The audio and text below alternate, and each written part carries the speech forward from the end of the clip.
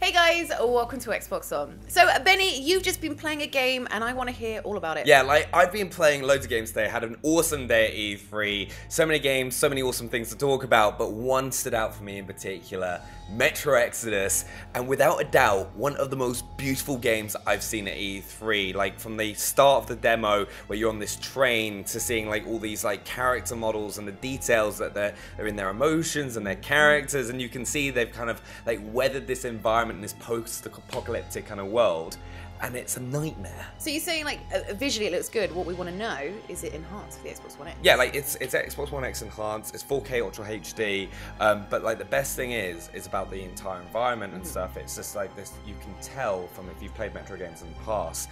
I think they've just gone a step beyond what they've done before. Like the details from like the destructed buildings to the bits that you can find in like kind of when you go exploring and trying to find the loot. But like there's all this kind of buildings that you can go into, and you kind of like all the little details from like these like trash cans and like the details on the enemies and like these beasts that you're kind of like stalking around, because one of my other big points is that there's like almost no materials or resources for you to find, so you're constantly in this position where you're like stressed out. I've never been so stressed out playing a game than I have Metro Exodus, but it kind of keeps you kind of playing. So it's a proper survival kind of horror then, like it's really testing. This isn't a walk in the park. The thing is, it's not like so a lot of people hop into it and be like, oh yeah, it's an FPS, I've got weapons, I'm gonna find attachments and improve my guns through like crafting.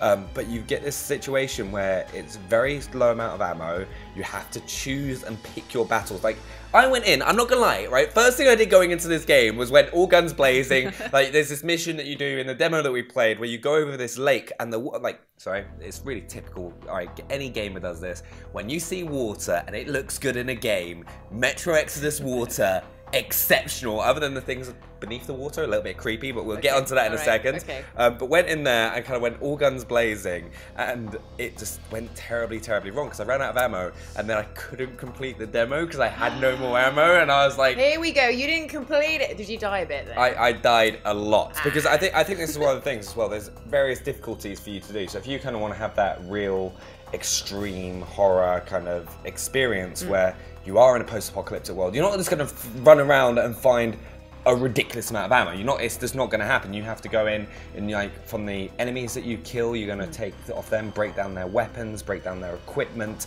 loot their bodies, like go into all these houses and the environment around you, trying to find every resource so you can then go back to craft on the workbench to make some ammo. So there is a bit strong crafting element in it then? Yeah, so crafting in Metro Exodus is huge. Like, it's one of the most fundamental parts of the game. It's to do with everything you do, from equipment to weapons to ammunition, and I think it's something that's always in the back of your mind. Whenever you're playing the game, you're always looking, oh, should I go in that building? Because normally, like in a lot of games, you'll just be like, oh, I don't need to go loot in this building. If you want to be successful, especially on the harder difficulties, you need to go in and loot everything and do everything. Because the devs were saying to me as well, it's where they can see people really start to succeed, is when they start paying attention to the entire environment, being really picky about where you go. Yeah. Because as you know how I play games, I went in there, I was like, great, I'm just going to like take everything on. There was like these beasts running at you, like when you're moving through the foliage as well, and like you hear like the sound in this game. Oh, with his headphones as well, yeah, so you're like hearing it like right behind you. I think it just helps really to build the atmosphere, and I think that's a big thing about survival horror games like Metro Exodus,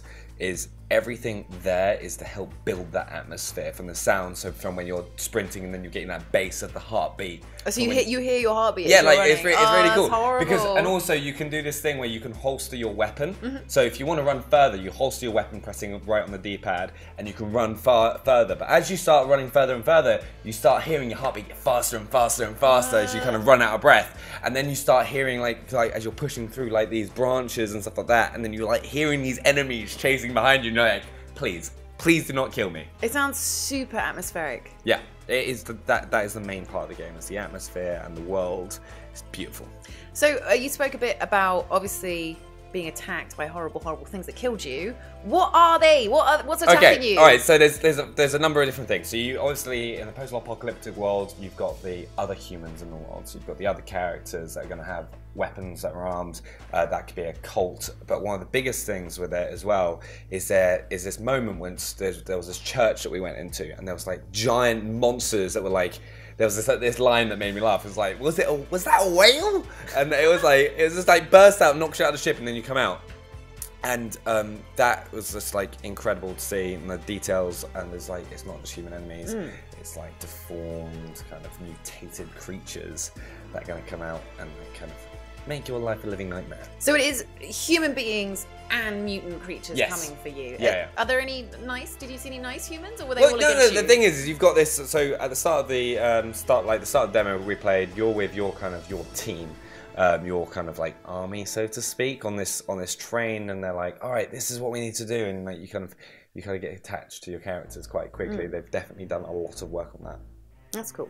Okay, so what was the mission that you were playing? Right, so your first thing you do is when you kind of get your backpack, which is your crafting material, and you kind of get off your steam engine or train, so to speak, and then you get given this kind of map which you can look at the back, and it flips you around so you've got objectives. So it's all very physical as well. It makes you really like, as I said, it's all about kind of getting you involved in this world and like committed to it, and just kind of helping build that atmosphere. Is the world like pretty open, or was it a linear experience? Oh, it's very open. So you can kind of go and explore. So you've got the map, and you can see, and you're like, on the map, there's an icon where you know where you have to go to kind of complete the story mission that you're on.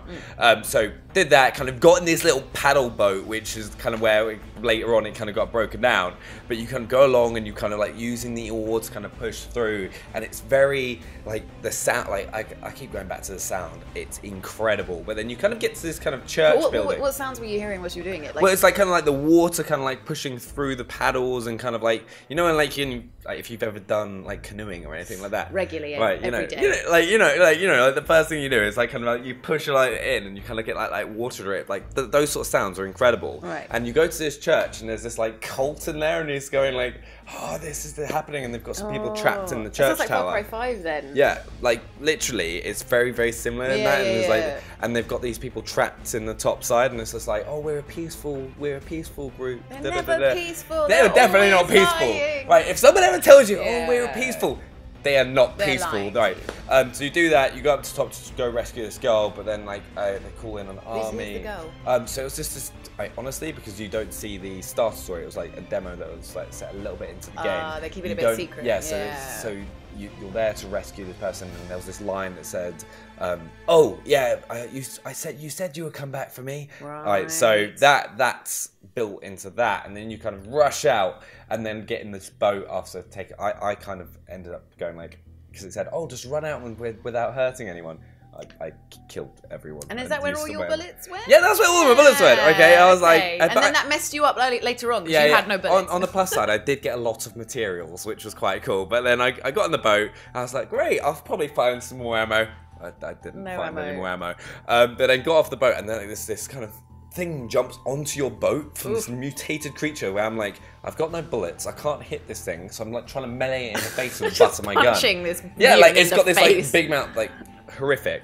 But then you push through there, you kind of get knocked out, break to shore, and then you kind of go forward before we get in the next mission. But that's where you start learning more about crafting.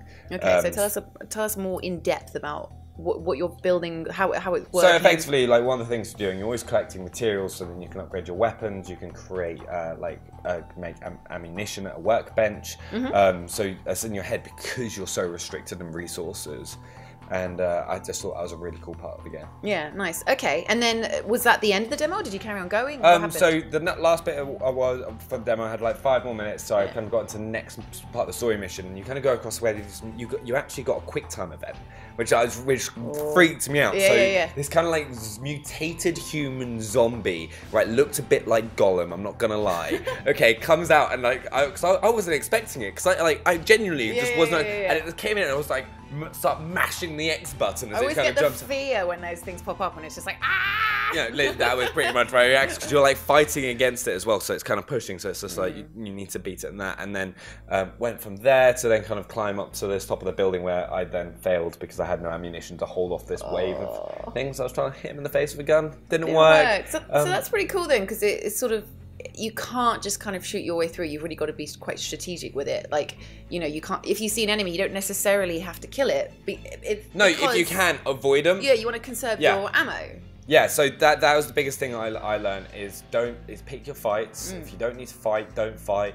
And also, one of the really cool things is your decisions will affect the game. So, as I said, I went and shot the entire thing up, okay, which is a bad way of doing it, okay, because I had no ammo. And it screwed me over later on. But then when I left there, it also said, oh, we could have really done that without any bloodshed. They're really going to hate us now. So then that cult, by the sounds of it, is then going to be out to finish you off, pretty much. So that's interesting. So if you go in all guns blazing, it might actually have a negative effect further down the line. But then again, maybe if you don't, those guys will then come to bite you in the butt later on down the line. Yeah, you never know. But the thing is that is why when we get our hands on Metro Exodus, we'll find out. But it's an awesome game. It's Xbox One X enhanced. It looks stunning. Survival horror where you've got almost no ammunition. You've got these kind of collecting resources. You've got crafting. You can play the way you want to play. There's loads of weapons to choose from and customize, and loads of options to customize.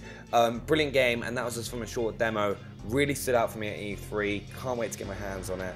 Oh, me too. All right, it sounds incredible. You've definitely convinced me. When is it coming out? Right, so it's coming out 22nd of February, 2019. So be ready for that. And also, go play it at E3 if you get a chance. Yes, tomorrow. I'm going tomorrow. Really fun. So guys, do make sure to hit that subscribe button if you are new to Xbox On. We're playing loads of new games at E3, and we're showing you them right here on Xbox On. And also smash that like button. We'll see you guys next time. Bye. Bye.